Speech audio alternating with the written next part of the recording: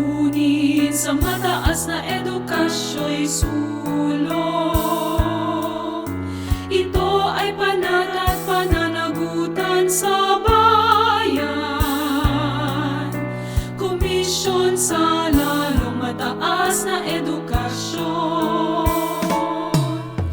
Tinitiyak kalidad at programa'y abot ng lahat. Ng edukasyong institusyon ngayon'y laganap. Sentrong kagalingan, kamulatan at pangarap ng bawat Filipinong may matayong labukas. Komisyon sa lalong mataas na edukasyon.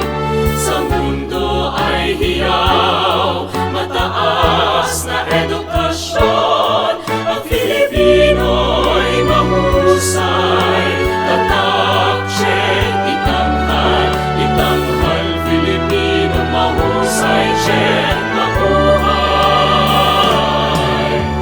Ngayon ay itindig ang lagon ng intelektual, lumikha ng mabuti at maunlad na mundo.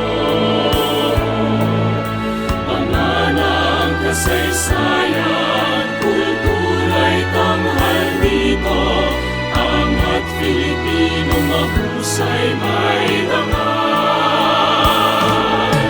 Komisyon sa lalong mataas na edukasyon.